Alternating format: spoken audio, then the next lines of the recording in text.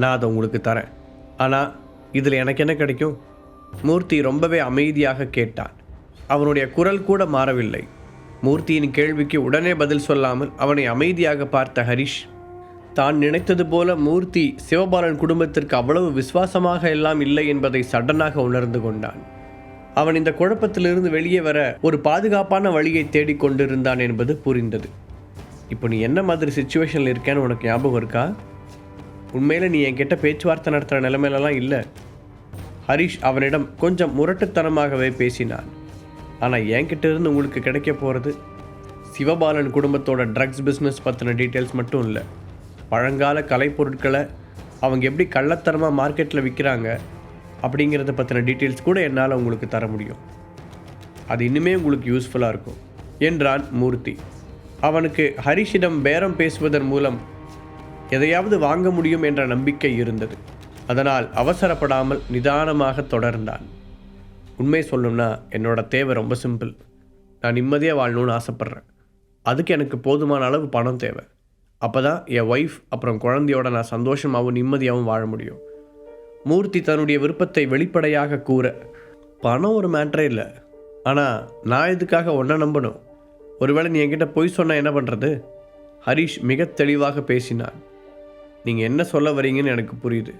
ஆனால் சிவபாலன் விஷயத்தில் என்னோடய ஹெல்ப் இல்லாமல் உங்களால் எதுவுமே செய்ய முடியாது. நான் நினச்சா மட்டும்தான் உங்களுக்கு தேவைப்படுற ஆதாரங்கள் கிடைக்கும்.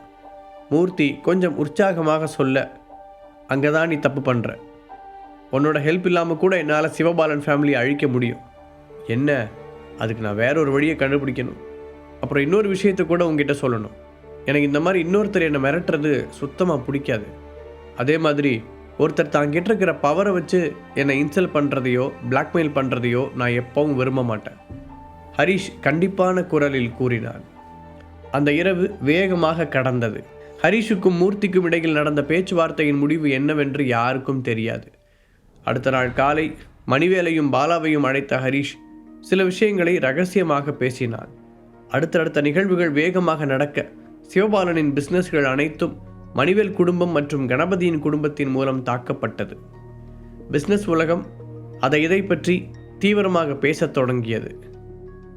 எதற்கு திடீரென இவர்கள் இருவரும் சேர்ந்து சிவபாலனின் பிஸ்னஸை அட்டாக் செய்கிறார்கள் என்று யாருக்கும் புரியவில்லை. ஆனால் எல்லோருக்கும் ஆச்சரியம் அளிக்கும் விதமாக 2 பெரிய பிஸ்னஸ் குடும்பங்கள் சேர்ந்து அட்டாக் செய்வதால் சிவபாலனின் பிஸ்னஸ்கள் பெரும் நஷ்டத்தை சந்தித்தாலும் தன் மீது சுமத்தப்படும் அழுத்தங்களை சிவபாலன் உறுதியுடன் எதிர்த்தார். ஆனால் இந்த அழுத்தங்கள் காரணமாக அவர்கள் குடும்ப தொழில்களில் நிறைய குழப்பங்கள் ஏற்பட தனிப்பட்ட முறையில் அவர் ரொம்பவே கோபமாக இருந்தார். அவர் தன் கையில் கிடைத்த பொருட்களையெல்லாம் போட்டு நொறுக்க வீட்டில் இருப்பவர்கள் என்ன செய்வதென்று தெரியாமல் திகைத்தனர். எதுக்காக அவங்க இப்படி பண்ணுறாங்க? இப்படிலாம் என்னை அட்டாக் பண்ணால் பதிலுக்கு நான் என்ன செய்வேன்னு அவங்களுக்கு தெரியாதா? என்ன நடக்குதுங்க? முன்னால் இருந்த டேபிளை எட்டி உதைத்தவாறு ஆவேசத்துடன் கத்தினார் சிவபாலன். தன்னால் அவர்களுக்கு ஏதாவது பெரிய பாதிப்பு ஏற்பட்டிருக்கிறதா என்று பொறுமையாக யோசித்தவருக்கு அப்படி எதுவும் இருப்பதாக தெரியவில்லை. 3 பேரின் பிஸ்னஸ்களும் ஒன்றுக்கொன்று சம்பந்தம் இல்லாதது என்பதால் இதுவரை பிஸ்னஸ் ரீதியாக அவர்களுக்குள் பிரச்சனை வந்ததே இல்லை. அப்படி இருக்கும்போது புதிதாக மணிவேலும் பாலாவும் தன்னுடைய பிஸ்னஸின் மீது குறிவைத்திருப்பது சிவபாலனுக்கு அதிர்ச்சியுடன் சந்தேகத்தையும் ஏற்படுத்தியது.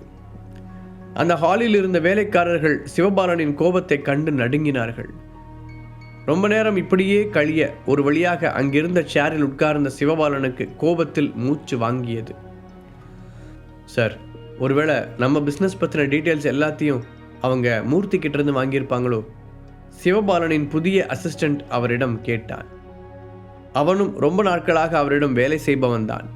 அந்த கேள்வி சிவபாலனின் முகத்தில் திடீரென்று யாரோ சில்லென்ற தண்ணீரை அடித்தது போன்ற உணர்வை ஏற்படுத்தியது.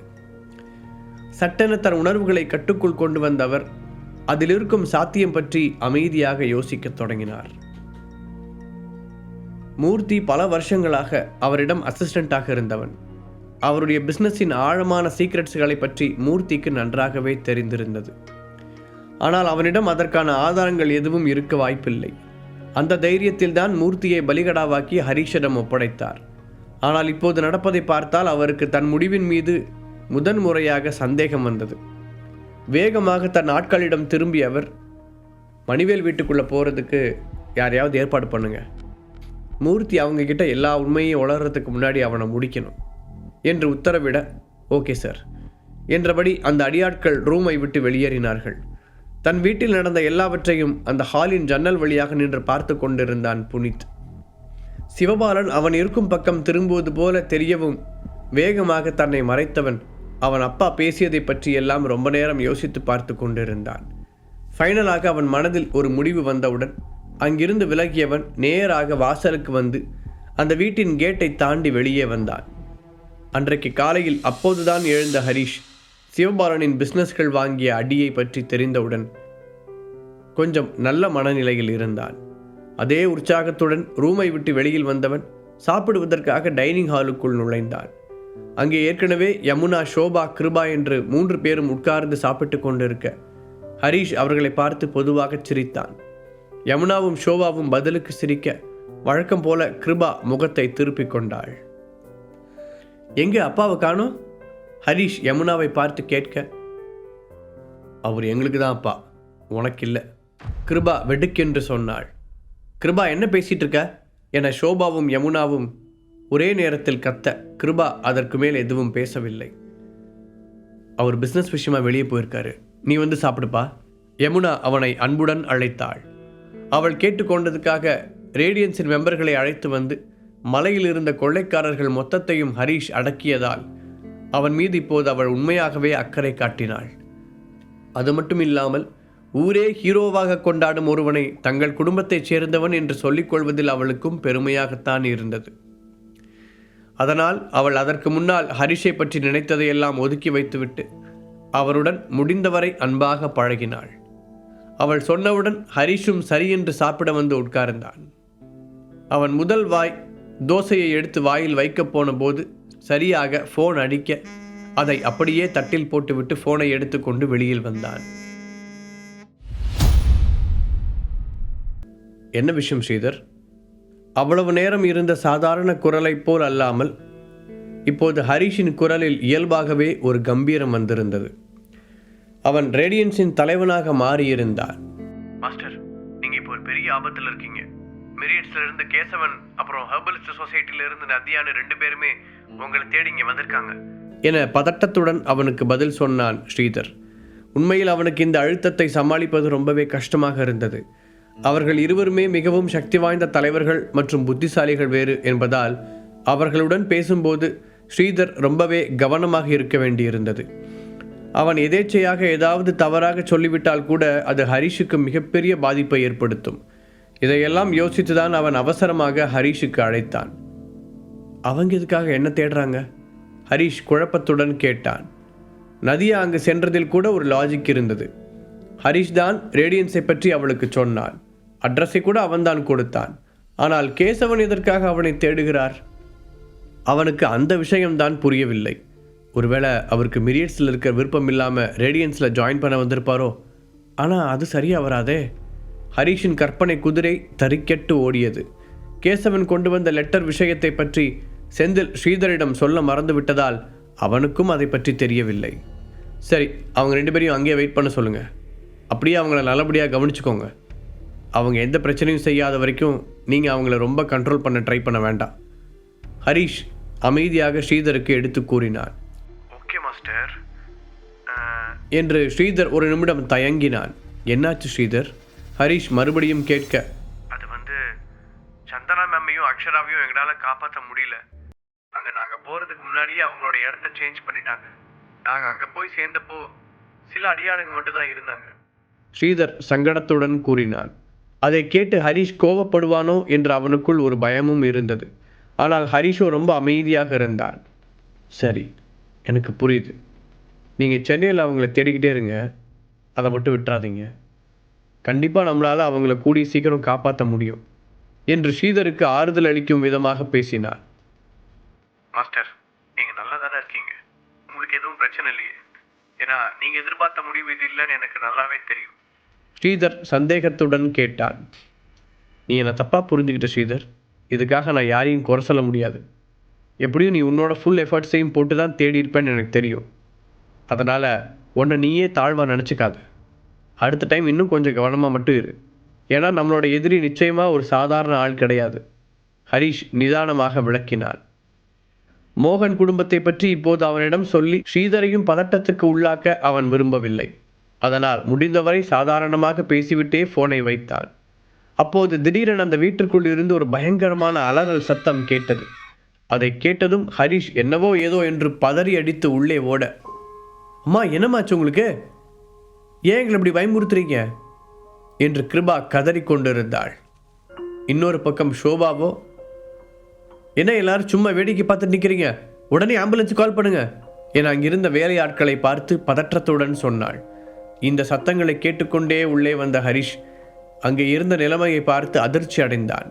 யமுனாவின் முகம் வெளிரி போய் நெற்றியில் வியர்வை வழிந்திருக்க, அவள் ஏதோ தாங்க முடியாத வலியை அனுபவிப்பது போல முகம் சுருங்கி போயிருந்தது. அது மட்டுமில்லாமல் யமுனாவின் சுவாசம் குறைந்து வருவதும் அவள் பலவீனமாகி கொண்டிருப்பதும் வெளிப்படையாக தெரிய, ஷோபாவும் கிருபாவும் என்ன செய்வதென்று தெரியாமல் அழுது கொண்டிருந்தனர். இவங்களுக்கு திடீர்னு என்னாச்சு? யமுனாவின் பக்கத்தில் ஓடி வந்த ஹரிஷ் அவசரமாக கேட்க, என்னன்னு தெரியல, அம்மா ஒரு வாய் தோசை எடுத்து சாப்பிட்டாங்க, அவ்வளவுதான், இப்படி ஆயிட்டாங்க. ஷோபா கவலையுடன் பதில் சொன்னாள். தோசை தானே சாப்பிட்டாங்க என்றபடி ஹரிஷ் தலையை திருப்பி டைனிங் டேபிளை பார்த்தான். தயவு செஞ்சு யாரும் கவலைப்பட வேண்டாம், நாங்கள் ஏற்கனவே ஆம்புலன்ஸுக்கு இன்ஃபார்ம் பண்ணிட்டோம், இன்னும் கொஞ்ச நேரத்தில் வந்துடும். அந்த வீட்டின் உதவியாளர் தடுமாற்றத்துடன் விஷயத்தை சொன்னார். அவரும் இதற்கு முன் இது போன்ற அனுபவத்தை சந்தித்ததில்லை என்பது தெரிந்தது. வீட்டில் இருந்த எல்லோருமே பீதியில்தான் இருந்தனர். அது வரைக்கும் நம்மளால் வெயிட் பண்ணிட்டு இருக்க முடியாது சொன்ன ஹரிஷ் அந்த அவசரத்திலும் யமுனாவின் வீட்டில் இருந்த தோசையை அங்கிருந்த ஒரு கவரில் மடித்து எடுத்துக்கொண்டான். பின்பு வேகமாக யமுனாவை கைகளில் தூக்கியபடி கதவை நோக்கி ஓடினான். சென்னையில் இருந்த அந்த வில்லாவில் கதிர் மற்றும் ரேவதி இருவரும் தங்கள் வாக்கிங்கை முடித்துவிட்டு வீட்டிற்கு திரும்பி கொண்டு இருந்தனர். ரேவதி, நான் உங்ககிட்ட ஒன்று கேட்கலான்னு நினச்சேன். கிராமத்தில் இருக்கிற நம்ம வீட்டுக்கு திரும்பி போகிறத பற்றி நீ என்ன நினைக்கிற? இத்தனை வருஷம் அங்கேயே அமைதியாக வாழ்ந்துட்டு இந்த சிட்டியில் வாழ்கிறதுக்கு எனக்கு கஷ்டமாக இருக்குது. கதிர் கூற ரேவதி அவர்கள் வீட்டு வராண்டாவில் இருந்த சேரில் அமர்ந்தபடி அவரை ஒரு மகிழ்ச்சியான புன்னகையுடன் பார்த்தாள். நானே இதை சொல்லணும்னு நினச்சேங்க. என்ன மாதிரியே உங்களுக்கும் கஷ்டமாக இருந்தால் நம்ம கொஞ்ச நாள் போய் கிராமத்தில் தங்கிட்டு வரலாம். எனக்கும் அங்கே இருக்கிற நம்ம ஊர்க்காரங்களெல்லாம் பார்த்து ரொம்ப நாள் ஆயிடுச்சு. உற்சாகத்துடன் சொன்ன ரேவதி, கிராமத்துக்கே திரும்பி போகிறோங்கிற விஷயத்தை ஹரிஷ்கிட்ட சொல்லணும்ல என்று கதிரிடம் கேட்டாள். ஹரிஷை பற்றி பேசும்போது ரேவதியின் குரலில் ஒரு பெருமிதம் தெரிந்தது. அப்போது அங்கே வந்த வீட்டு வேலையாள் அவர்கள் இருவருக்கும் காஃபி கொடுத்தார். முழு கதையையும் கேட்டு மகிழ பாக்கெட் FM ஆப்பை டவுன்லோட் செய்யுங்கள். லிங்க் டிஸ்கிரிப்ஷனில் கொடுக்கப்பட்டுள்ளது.